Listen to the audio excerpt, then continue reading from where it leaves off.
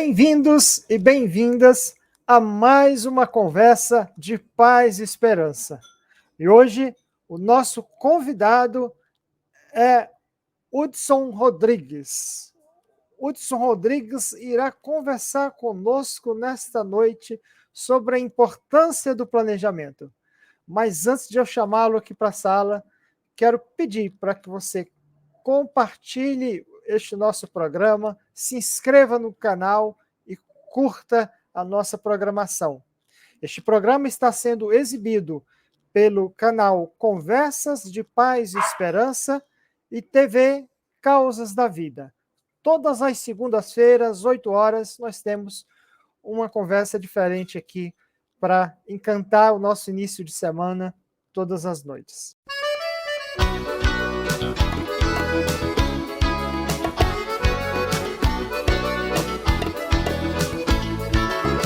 É bonita demais, é bonita demais, a mão de quem conduz a bandeira da paz.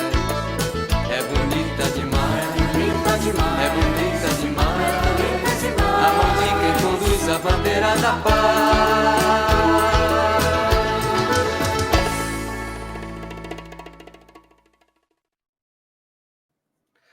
Bem-vindo, Hudson Rodrigues, à nossa Conversa de Paz e Esperança.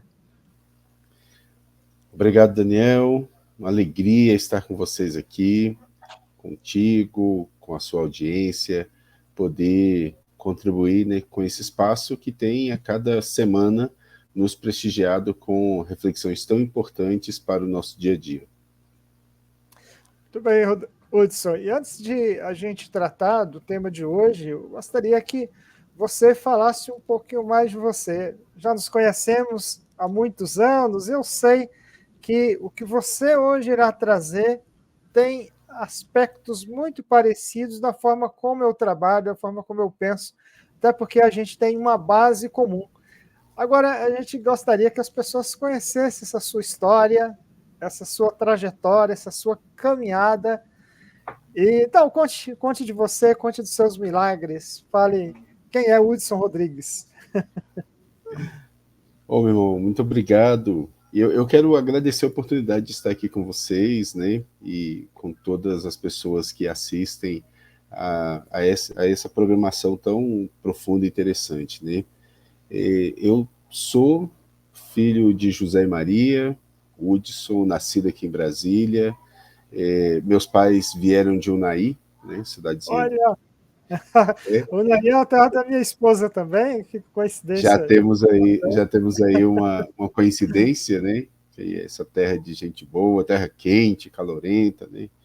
E aí vieram para Brasília, então sou assim, bebo na família mineira, sou de absolutamente tradição brasiliense, assim, naquilo que é mais genuíno, assim como você também, né? A gente bebe das origens e vai aos poucos formando cultura para cá, né? Sou casado com Patrícia, já há 30 anos, nos conhecemos na experiência de grupo de jovens da PJ, né? E nos anos 90 nos casamos, tivemos 4 filhos e 2 moças, né? Kiara e Nayara Alice, que é a menorzinha, que era nossa primogênita, e no meio delas, o Hudson Júnior e Arthur. Então são... Olha, e eu vou falar aqui para as pessoas que estão nos acompanhando. A Patrícia, a esposa do Hudson, já esteve aqui no Conversas de Paz e Esperança, algumas semanas atrás. Então, depois vocês vasculhem aí na nossa programação. Patrícia Coelho, a esposa do Hudson, trouxe coisas maravilhosas aqui para a gente. Hudson, pode continuar. E assim como Patrícia, eu também sou professor, né? Patrícia, especialista em educação infantil, atendimento especial. Eu fiz uma trajetória de me formar na teologia e trabalhar com a formação humana, ensino religioso, a dimensão de pastoral dentro de escolas confessionais católicas, né, mas buscando um trabalho voltado para a formação humana. E nessa trajetória de professor, acabei me envolvendo, me dedicando mais para estudar o comportamento humano e pensando como ajudar os professores a trabalhar com os adolescentes, que é a minha grande atuação em escolas, né? Então, desses 22 anos dentro de escolas, parte deles, mais ou menos a metade, foi também fazendo trabalho de formação profissional com professores, para ajudar os professores a pensar seu próprio projeto de vida e trabalhar com projeto de vida de adolescentes, né? Muito bom. É o caminho. Inclusive, sobre essa questão dessa trajetória comum que eu e o Hudson fazemos, ele pôde colaborar comigo lá na paróquia São José, em Santa Maria, nos anos de 2001, exatamente. No ano de 2001, a gente estava assumindo a paróquia São José na condição de pároco, e ele fez parte do nosso conselho administrativo da paróquia, que era justamente para ajudar um pouco nessa organização administrativa, de um planejamento estratégico, para a gente conseguir preencher algumas lacunas nesse campo que era necessário. E, de fato, foi um sucesso aquela parceria que nós fizemos, Hudson. Enfim, vamos falar de planejamento. Hudson, você tocou aqui na sua apresentação no elemento importante que, assim, você tem ajudado educadores e educadoras a questão de pensar projeto de vida. Pensar projeto de vida não só para si, mas também dentro do trabalho como educadores e educadoras, ajudar outras pessoas, os estudantes, a pensar o seu projeto de vida. Então, mas me diga, qual é a inter-relação que existe entre planejamento e projeto de vida? Qual a distinção? Onde elas caminham juntas e onde é que tem diferenças? Conte para nós a respeito disso, que eu fiquei curioso. Daniel, eu costumo dizer que, assim, com toda perspectiva religiosa que possa apontar para a existência de vida, ou de reencarnações, ou de experiência por mais de uma vida, mesmo que para quem acredita em reencarnação, a vida é única, né? Então eu parto desse princípio de aproveitar a vida como oportunidade única que nós temos, né? Então, se eu consigo aproveitar a minha vida, para eu conseguir aproveitar a minha vida, parece que é muito lógico que eu tenha que organizar, eu tenho que planejar para que eu aproveite o tempo que eu tenho, né? E o tempo, assim, a distribuição do tempo é muito democrática, né? Você tem 24 horas por dia, eu também. Se o teu dia rende mais que o meu, não é porque você teve 28 ou 30, é porque, de alguma forma, você soube aproveitar melhor o tempo que te foi oferecido, porque o tempo ele é oferecido da mesma maneira para todo mundo, né? Então, é nesse ponto que a gente conecta com a ideia do projeto de vida, ou projeto pessoal de vida, como também a gente vê escrito em alguns materiais, né? É pensar que a minha vida, a sua vida, né, a vida de quem está nos ouvindo aqui, nos acompanhando, é uma experiência única. E ela precisa ser aproveitada porque o tempo não volta. Né? O tempo eu não tenho a oportunidade de viver novamente o 31 de agosto de 2024, por exemplo, que passou há alguns dias. Né? Então não tenho oportunidade de fazer isso. Esse dia já passou. Então, o tempo é assim. E aí, por que falar em planejamento? Né?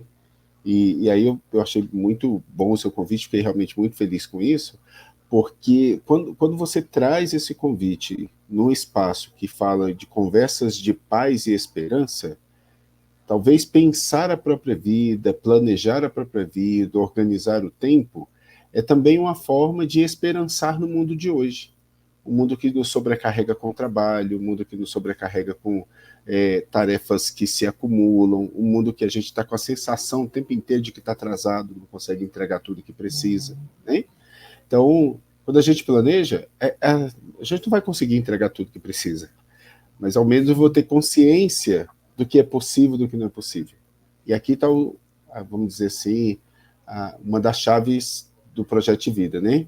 É ter consciência sobre o que eu quero, o que eu busco, como me organizo, e também ter consciência sobre o que é possível e o que não é possível. O professor João Batista Libânio, ele me orientou no mestrado, e quando alguém dizia para ele assim, Libânio, é que eu estou sem tempo. Aí falou, tá mentindo, isso não existe. O tempo é igual para todo mundo. A pergunta é onde que você prioriza o seu tempo? É isso. É isso. Exatamente. Onde você prioriza? Em coisas circunstanciais ou em coisas que são de fato importantes para você, né? É Aí, isso. Hudson, quais são os elementos que devem estar inclusos num bom planejamento? Então, para fazer um planejamento, eu costumo, quando estamos trabalhando isso, né? Primeira coisa que eu faço é fazer uma dinâmica do GPS. Não sei se você usa no seu cotidiano o GPS no carro, né? Eu tenho utilizado para evitar trânsitos, né? E pegar rotas diferentes e tal. Aí o GPS, a primeira informação que o GPS pede é qual é o seu lugar atual. Então, para fazer um planejamento, o primeiro passo, esse é fundamental, é saber exatamente onde eu estou, o que eu estou fazendo, como que está a minha organização hoje, dentro daquilo que eu faço hoje, né? Isso vai me ajudar com um segundo passo, que é uma consciência sobre o presente.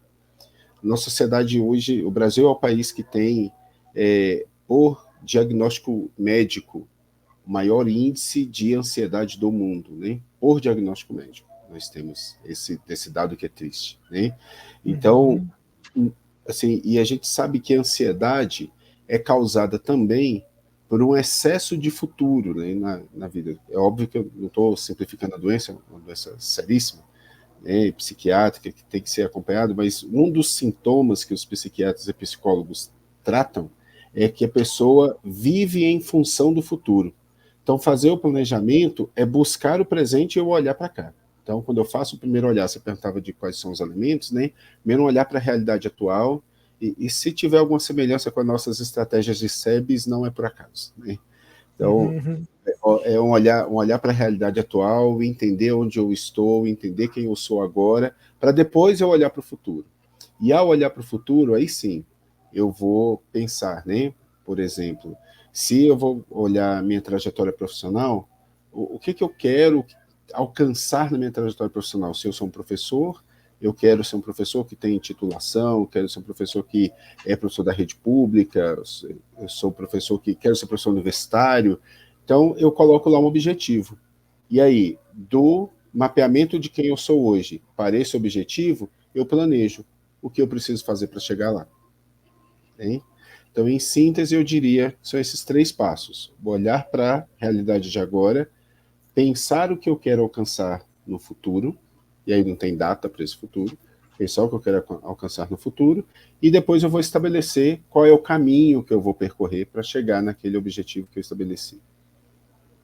É muito interessante que você coloca, né? Quer dizer, uma das coisas que a gente dizia que temos uma trajetória comum ao pensar planejamento é porque a gente tem o selo da Pastoral da Juventude na nossa caminhada. E a Pastoral da Juventude traz a herança da ação católica, que tinha como base de todo o trabalho o ver, julgar, o agir. E, de fato, pensar a realidade, né, é o primeiro passo. A realidade onde eu estou, e essa realidade onde eu estou, Hudson, me parece que não fica presa apenas à minha condição subjetiva, né? Existem algumas implicações sociais desse lugar da onde eu estou partindo. Eu estou falando bobagem ou é interessante a gente pensar também a respeito da conjuntura que me cerca ao eu falar desse ponto de partida do planejamento? É isso mesmo? Exatamente, Daniel, não tem nada de bobagem nisso. Você, assim como eu, fez experiências junto aos movimentos populares, né? Então, por exemplo, quando nós vamos trabalhar lá na Pastoral da Juventude, fazemos isso e é fundamental que continuemos fazendo com jovens e adultos, quando nós vamos falar de sonhos e olhares para o futuro, o que essa pessoa sonha, é fundamental perceber a diferença tanto da possibilidade de sonho, como da perspectiva que vamos chamar assim, de cada extrato da sociedade produz, né? Eu que sou um homem negro, menino preto, crescido na periferia, tenho uma perspectiva de vida. Você que é um homem branco envolvido com os movimentos sociais, tem tem também a sua perspectiva de vida. Em alguns momentos nós vamos ter as nossas convergências de perspectiva, mas a forma como isso acontece como oportunidade para a gente é diferente. Hein? Então, quando a gente fala, por exemplo, de projeto de vida, nós precisamos considerar que as oportunidades não são iguais para todas as pessoas. E aí, se para alguém que quer alcançar um determinado objetivo, for preciso dar estímulos, seja ofertar mais material, ofertar mais recurso, tem que ser pensado também nisso. Né? Então, só para ilustrar, eu sou a primeira pessoa da minha família a ter ensino superior. Primeira pessoa, assim, eu tenho uma tia, irmã do meu pai, que teve ensino superior nos anos 80, aí foi pontual, ela teve. Depois, em sequência, nenhum dos sobrinhos conseguiu, então ela foi a primeira pessoa dessa geração antes de mim, e eu sou a primeira pessoa da geração depois dela. Mas na minha geração, várias outras pessoas já conseguiram. Então, naturalmente, depois de mim, assim, meus filhos, meus sobrinhos, já deixou de ser algo raro e passou a ser algo mais possível, né? Passou a ser mais comum. Né? Então, Exatamente isso. É isso, né? Perfeito. E eu até me lembro, isso é muito, muito importante. Eu estudo ainda, mas hoje com menos intensidade, mas quando eu me programei profissionalmente para passar para essa trajetória de profissional no serviço público, sem dúvida eu fui fazer um planejamento para concurso público, né? Ou seja, para ingressar no serviço público, um planejamento de estudos. E como isso é importante a gente pensar a conjuntura da realidade que nos cerca. Por exemplo, eu tenho intenção de um dia ingressar no serviço público do Poder Legislativo dentro de uma preparação, um concurso. O concurso que foi anunciado em final de 2014, que abriria vagas para a Câmara dos Deputados, só veio acontecer em dezembro de 2023. Em dezembro de 2023. E tinha previsão na Lua, tinha tudo. Quando foi início de 2015, entrou Eduardo Cunha. As pessoas, às vezes, não percebem que o contexto político que cerca as realidades, elas interferem muito no planejamento de vida das pessoas, individualmente, inclusive. Né? Você fala dessa questão de oportunidades, a questão do pensar o modelo de Estado, ou projeto de Estado, ou uma PPA, ou seja, um planejamento estratégico do Estado, as prioridades para onde vão os recursos, isso tudo envolve na nossa vida pessoal. É o que a gente fala, quais são as opções políticas que os nossos governantes têm, que vai incluir ou excluir o cidadão de um modo geral. Bem, Hudson, eu gostaria de passar um outro passo da nossa conversa, que é assim, nos fale, você começou a falar sobre isso, da gestão do tempo. Porque se as 24 horas é igual para todo mundo, a gente precisa ter alguns critérios para fazer a nossa gestão do tempo, para que a gente não se perca.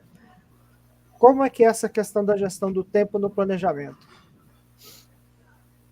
É muito interessante, né, Daniel? Porque, assim, muitas vezes quando nós falamos sobre gestão do tempo, e é preciso tomar bastante cuidado com isso, que é como você diz aí há pouco, né? A forma como as pessoas sentem em suas vidas o impacto das decisões do Estado, de governo, é diferente, né? Então, a gente vai contar um tanto de vídeo que fala que as pessoas têm que saber gerir o tempo, mas você pensa uma mãe solo que trabalha o dia inteiro, um pai solo que trabalha o dia inteiro, deixa o filho com os cuidados numa creche e chega em casa, pega no final do dia e aí tem que ainda cuidar para que no outro dia a vida segue, né? É extremamente injusto falar que essa pessoa não sabe gerir o tempo dela, porque se disser para ela, não, você não faz faculdade porque você não sabe gerir seu tempo, né? Porque, na verdade, está organizado para que ela não consiga Essa é a lógica, né? Está organizado para que falte tempo para ela, e o pouco tempo que ela tenha, seja por esse sistema do capital, que o pouco tempo que ela tenha seja vendido. Então ela vai vender as horas de trabalho, ele vai vender as horas de trabalho, né? E isso, é importante fazer essa consideração, porque eu fiz a formação em coach, né? Então, aí assim, eu fui lá para dentro daquele lugar que é o lugar que a gente discorda politicamente de tanto de ideias que tem, mas num movimento mesmo que eu aprendi contigo. E aqui eu preciso dizer com todas as letras, você citava o movimento lá, desse nosso envolvimento lá em 2001, na assessoria lá da organização da paróquia, e não sei se você vai lembrar que um dos livros que você me deu para ler, para que a gente começasse o trabalho lá e entendesse um pouco o contexto, era A Arte da Guerra. Sun Tzu, isso mesmo. Nem lembrava que eu tinha dado esse livro. Rapaz, e foi para mim, assim, isso é para mim ainda uma grande referência, meu irmão, preciso te dizer isso, porque, assim, por que um padre recém-ordenado, assumindo uma paróquia num campo tão importante como aquele, vai ler isso? Eu fiquei muito mexido, mas assim, pela nossa amizade e pela admiração da sua trajetória, eu falei, tem coisa aqui. Então, assim, é a gente entender que é preciso estratégia com inteligência para poder fazer os nossos milagres e fazer o nosso projeto de reino acontecer. É preciso. Né? Então, quando eu fui fazer essa formação, por exemplo, tinha muita clareza, que eu ia escutar um monte de gente falando coisas que eu discordo, mas eu falei assim, eu quero entender o que está por trás disso. Quero entender como que a gente ajuda as pessoas a serem melhores na sua própria vida e também na participação social, sem necessariamente reproduzir isso que eles fazem. Né? E que eu não quero me colocar no campo nós e eles, né? Mas dizer que é possível. Então, fazer essa aqui antes de entrar propriamente naquilo que você provoca, que é essa gestão do tempo. Né? É preciso compreender o seguinte, se nós temos a mesma quantidade de tempo todos os dias, e se eu tenho a oportunidade de fazer isso diariamente, quais são as ferramentas que eu vou utilizar no meu cotidiano para conseguir fazer o projeto de vida acontecer? E é possível, né? Você deu o exemplo aí da sua aprovação no concurso público, nós temos um tanto de pessoas que aprovam, minha esposa também, eu fiz a opção por ficar atuando em escolas particulares, por razões do nosso planejamento, do nosso objetivo, e nosso objetivo enquanto família, e é possível que a gente faça isso. Então, quais são as ferramentas? Aí eu diria o seguinte, primeiro que nós já falamos disso, de estabelecer bem um roteiro, né? Então ter objetivos muito bem definidos para a vida. Segundo ponto, é ter a coragem de tirar um tempo da vida para planejar. As pessoas que conseguem realizar projetos são as pessoas que conseguem tirar o tempo para o planejamento. Não adianta, assim, por mais que a gente tenha inteligência, boa vontade e se esforce, não adianta, precisa destinar um tempo para planejar. O segundo passo é destinar um tempo para estudar aquilo que você quer. Né? Acontece uma quantidade de gente que conseguiu acesso ao ensino superior nos últimos anos, graças às políticas sociais, porque isso foi possível, mas da mesma maneira, nós temos ainda uma imensidão de jovens que não conseguem, e que aí está agora o governo federal fazendo um programa de incentivo para que a juventude permaneça na escola. Tamanha é a evasão escolar no ensino médio do Brasil ainda. Né? Então, a gente precisa, terceiro ponto, incentivar as pessoas a tomarem consciência do que a vida pode ser para além daquilo que elas enxergam. E observe que isso não é necessariamente ligado ali à gestão do tempo, né? Mas quando a pessoa olha para a vida dela e entendendo o que tem de possibilidade, então aí a gente consegue falar de gestão do tempo.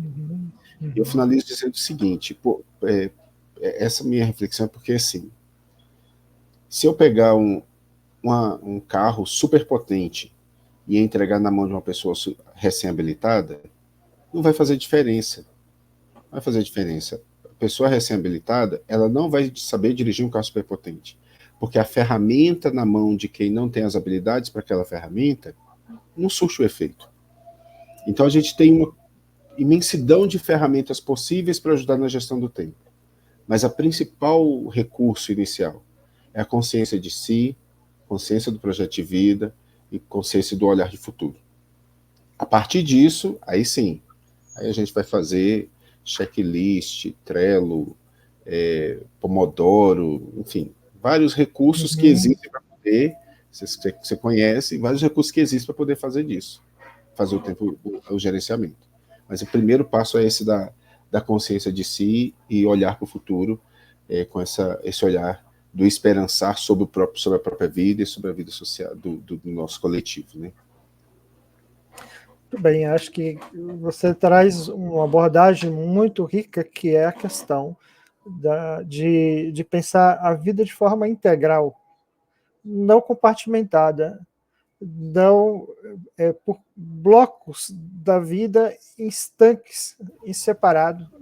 Tem que pensar toda e qualquer ação, planejamento dentro do conjunto integral da vida. É belíssimo escutar isso, coisa que a gente não ouve nessas falas comuns de internet, né, que vai falar sobre gestão do tempo, perde um pouco essa dimensão, deixa a desejar, melhor dizendo, um pouco essa dimensão integral da vida, né, como você nos traz aqui nessa noite. Hudson, nosso tempo tem avançado. Deixa aqui a sua mensagem final para todas as pessoas que estão nos acompanhando nessa conversa de paz e esperança. E, quem sabe, deixa aqui perspectivas de quem quer aprofundar um pouco mais sobre o tema do planejamento, que eu acho, com certeza, despertou muitas questões aqui das pessoas que estão participando nessa noite com a gente. É legal, como o tempo passa rápido, né? É interessante isso, assim, quando a gente está com o tempo ocupado com uma boa conversa, a sensação de que o tempo corre, né? Quando você está fazendo uma boa conversa, é muito, muito importante isso. Então, Daniel, eu penso que, assim, acho que uma mensagem final mesmo, para que a gente precisa ter o tempo inteiro, né? É aproveitar a nossa vida como a chance que nos foi dada de viver integralmente este momento, né? E aproveitar com consciência de que eu preciso fazer um impacto no mundo religiosamente, pela nossa espiritualidade, nós vamos chamar de missão, nós vamos chamar de propósito, vamos chamar de construção do reino, mas o fato é que ninguém veio a essa encarnação, ninguém se torna matéria sem causar impacto no mundo. Isso é um ponto que é importante, né?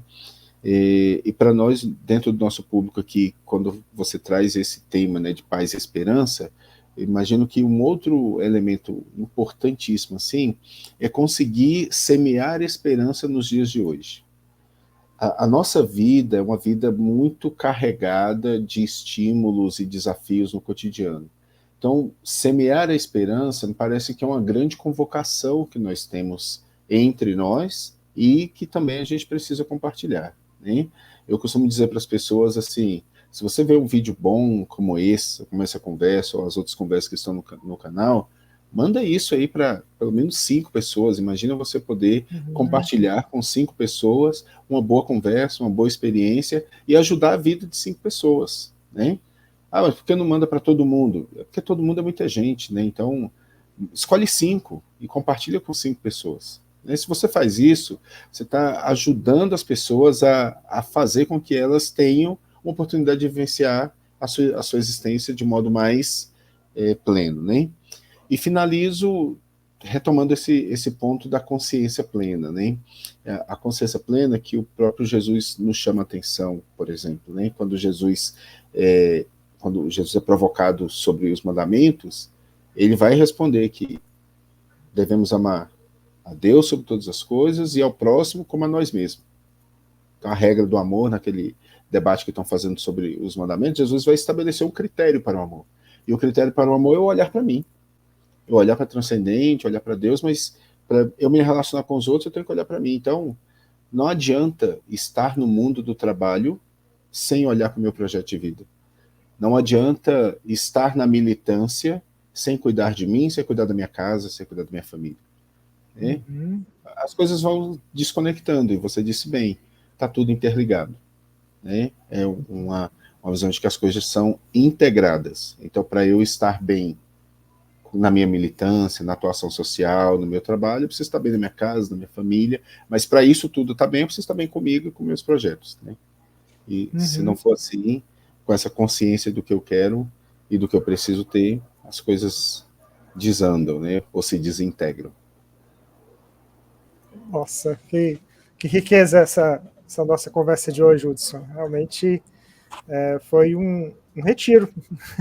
Eu posso chamar que fizemos aqui uma fala que, sem dúvida, vai inspirar as pessoas a meditarem essa nossa conversa. O que você me disse aqui sobre a questão do tempo, essa presença, me faz lembrar que a gente está falando de um tempo cairológico, o tempo da graça do Senhor, que aqui acontece, não é o tempo cronológico, mas o tempo cairológico, o tempo da graça de Deus, que ocorre agora, hoje, nesse instante, na minha vida. Perfeito. Muito obrigado. Essa foi mais uma conversa de paz e esperança. Uma boa noite a todos e a todas e até a próxima segunda-feira.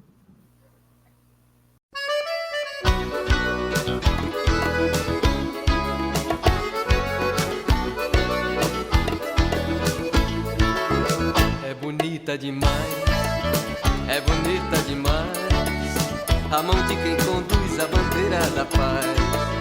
É bonita demais, é bonita demais, é bonita demais, a mão de quem conduz a bandeira da paz.